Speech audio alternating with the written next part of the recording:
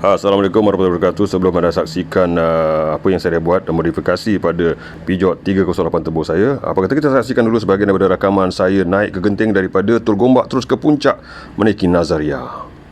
Bacaan 81.6 ini kita baru melepasi BHP Tol Gombak ke puncak. Ya, pendakian bermula ataupun pula tu. Buka bonet. Masih lagi stabil nampaknya. Begitu juga dengan meter digital.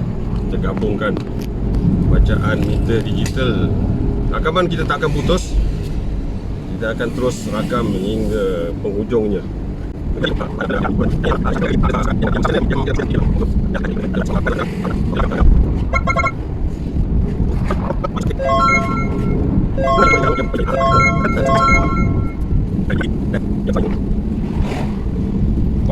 Terkawal nampaknya 85. Teruskan.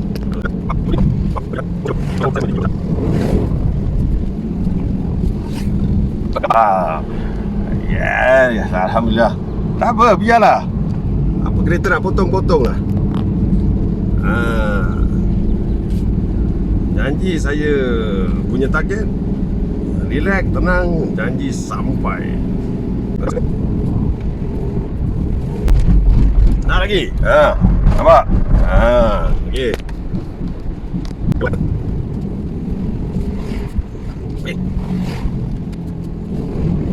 Terus.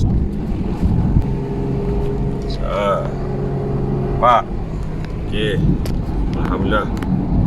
Cubaan yang saya yakin membuahkan hasil.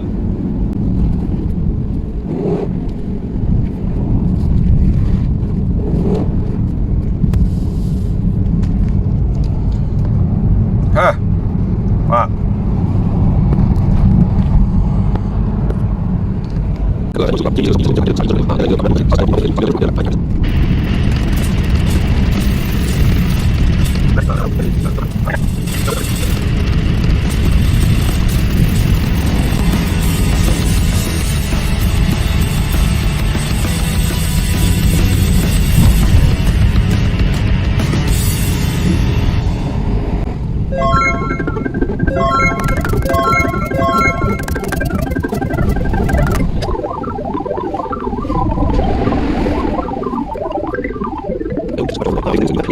Jadi masalah lah. Okey, bermakna hasil bedah siasat dan kajian saya sedikit penambahbaikan pada Nazaria milik kesayangan saya ini berjaya untuk mengawal suhu ketika mendaki Genting Highland. Okey.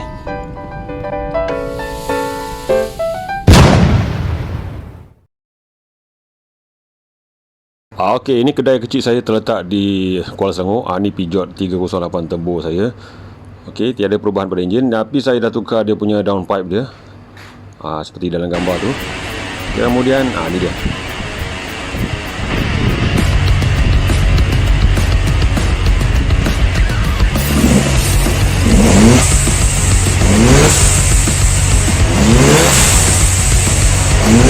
Kemudian tak sah lah kalau saya ni toki LED. So saya tukar lampu kepada LED 3 dalam 1, jaminan setahun.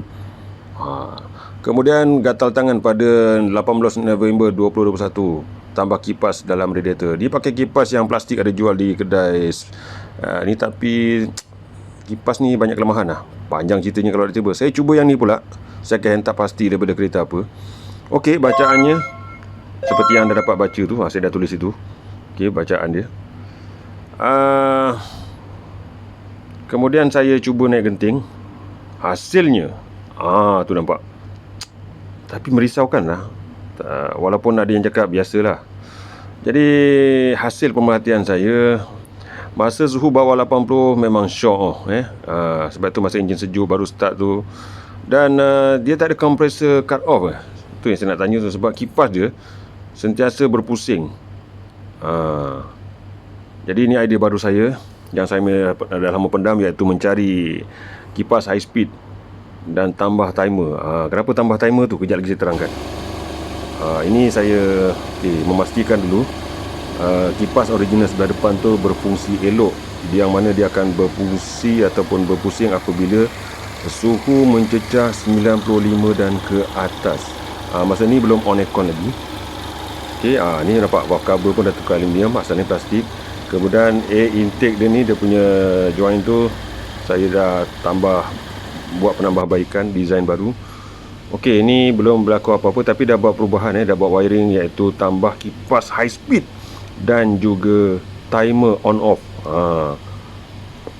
Sekarang saya onkan aircon. Tadi dah nampak kan bacaan suhu, iaitu 90 lebih, 95 macam tu, dan kipas on. Okey, sekarang kita on aircon. Dan kita saksikan rakaman saya tak putuskan. Rakaman tak putus, tengok dia dah ada perubahan sikit menurun.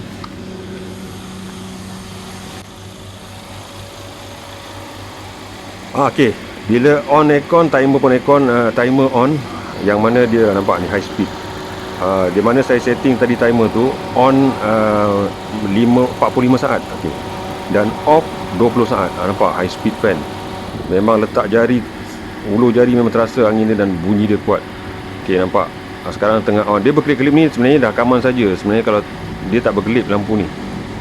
Tapi sebab ni rakaman pakai handphone kan. Okey, kejap. Nampak sekarang okey, dia off selama 20 saat. Ni fungsi dia merehatkan. Saya tak nak bagi on kipas saja sebab dia tadi saya cakap dia tak ada cut off macam kereta Jepun dan kereta Malaysia yang saya perasan. Jadi saya gunakan timer ni untuk rehatkan dia dalam 20 saat, kemudian dia on balik 45 saat. Nampak? Dia dah on balik. Yang pastinya masa on ni memang high speed. Terasa dia punya angin dan bunyi dia. Sistem on off ni, kompresor ni ada pada kebanyakan kereta seperti Pro 2, Proton, Mitsubishi, Honda dan sebagainya, tapi dekat Peugeot ni tak ada. Itulah salah satu sebabnya saya pasang timer, untuk pastikan kipas dapat rehat. Jadi sekarang kita tengok. Wah, berapa bacaan dia? Nampak? Menurun 86. Ini belum memandu lagi ni. Dan ni cuaca petang ni. Ni lebih kurang 6.30 petang ni, macam tu. Nanti kita tengok kat dashboard berapa, pukul apa sekarang. Nampak ni on aircon So kipas aircon tadi serba sedikit membantu sistem penunjukan enjin. Okey, sekarang kat pukul 7 tu nampak. Kita pakai suhu 20. Okey. Uish, okey, menurun. Okey, yang ni sebenarnya saya dah bergerak, tapi masa bergerak tadi saya tak rakam. Ini saya parking tempat lain, dah bergerak sedikit. Saya nak pergi ke kedai sekejap. Okey, nampak sekejap lagi. Tak apa, yang ni saya tak putuskan rakaman. Kita biarkan. Makin turun, nampak? Ni parking tau. Okey, tak apa. Keadaan asal tanpa kipas tambahan original suhu lebih 90 darjah. Okey, tapi dengan projek pertama dia menurun, dan kipas projek kedua yang ni high speed hari ni saya buat. Dan DC 12 volt timer. Berapa pula bacaan dia? Nampak? Anda boleh saksikan, nampak? Bawah 80 dia boleh cecah, tapi ni sebelah petang lah. Cuaca dah redup. Tapi tak apa. Kita akan buat juga pandu uji ataupun percubaan di bawah sinaran peterik matahari pada esok hari lah. Ni dah petang dah. Oh, ni jenuh juga ni. Daripada pagi saya buat ni sampai ke petang kan. Sebabnya saya nak pastikan perfect. Buat sorang-sorang, tenang, relax. Tak ada gangguan. Hari Ahad pula tu. Jadi macam saya cakap tadi sebab masa saya tambah kipas untuk kali pertama, kipas tu dia kipas biasa. Memang saya perasan dia tak jumpa cut off, tapi aircon sejuk. Jadi mungkin sistem Peugeot ni dia tak sama dengan kereta Jepun. Jadi mungkin dia memang kompresor dia sentiasa on, cuma kompresor tu mungkin kerjanya berat ataupun perlahan ke, itu saya kena rujuk kepada pakar aircon Peugeot lah suatu hari nanti insyaAllah. Dia rakaman tak putus. Dia kalau nak problem aircon tak sejuk ke apa, ke temperature naik, dia tak payah tunggu lama. Dalam masa seminit pun nampak dia makin turun, nampak. 78 tu nampak. Ini kalau perasan sebelum saya pasang kipas, kalau saya baru start enjin, sebelum saya buat projek ni, meter ni saya dah pasang. Kalau dia bacaan belum sampai 80, memang terasa dia punya shock dia. Tapi bila dah dia 80 ke atas okey lagi. Tapi bila biasalah Peugeot ni dia akan baca dekat-dekat 90. Lebih lagi tu kalau dah petang tengah hari tu 90 ke atas, traffic jam tu, memang tak shock. Okey, saya dah pergi kedai tadi. Kita tengok beberapa minit. Biasanya kalau saya matikan enjin sebelum buat projek ni, pasti suhunya akan naik 90 sebab 90 lebih. Tapi sekarang dengan ada sistem penyejuk ni, kita matikan, nampak? Saya tinggalkan beberapa minit, dia tak naik 90 lebih. Okey, so sekarang masa untuk balik lah memandu. Masa untuk balik memandu. Sambil memandu kita pantau. Ya betik 77 geng. Tapi ni sebabkan petang lah, 77. Hari ni pun cuaca memang redup je. Ni hari yang sama. Nampak 76. Dia saya rasa pun dah okey dah. Dia kalau jangan rendah sangat. Kalau rendah sangat dia macam tak syok lah sistem, ataupun sistem pula, dia tak dapat running temperature engine tu. Okey, dah semakin gelap. Okey, menuju hampir ke waktu maghrib. Nampak? Sebelum ni memang tak ada. Sebelum ni kalau malam macam ni pun, maghrib ke petang ke redup, confirm tetap 80 lebih, tak pernah bawah 80. Dan yang penting tiada error code. Error code tak ada. Logo ataupun lambang check engine tak menyala. Sebab kita kena faham, ramai yang risau untuk usik wiring ataupun buat apa-apa penambahan pada Peugeot ni kerana sensitif dia wiring dia. Malah saya tukar lampu LED ni pun, nampak lampu tadi terang kan, pun ada yang pertikaikan, jangan tukar nanti wiring problem lah, error ke. Saya pakai elok je kan. Mungkin nasib saya baik lah. Nampak. So sekarang dah sampai rumah, dah parking 7.23. Kejap lagi nak balik, rehat, mandi. Tak ada error lagi. Error code tak ada. Tak ada check engine nyala. Dan suhu semakin meningkat balik sebab dia dalam keadaan parking lah. Tapi dia stay kat situ lah, 7980 kan. Nampak kat situ. Okey, besok kita sambung nak test masa suana panas siang. Lepas tu kita test naik genting Highland pula, macam mana saya test Nazaria saya tadi di awal video tadi. Ramai terkejut, Nazaria tu boleh naik. Dah lah naik, bukannya rakam masa dah sampai genting, rakam sepanjang perjalanan tu. Jadi Peugeot ni saya nak buat macam tu juga. Okey. Biasanya lah orang akan tanya, ada keluar check error ataupun error code ke apa ke. Ialah sebuah stor memproses minyak pelincir motosikal tiruan akhirnya terbongkar apabila diserbu pihak berkuasa KPDN-KK di Bukit Lancong petang kemarin, yang dianggarkan bernilai lebih RM100,000. Pemilik premis terbabit mengimport minyak pelincir daripada Singapura dan dipercayai turut membeli minyak pelincir terpakai dari bengkel motosikal sekitar Lembah Kelang.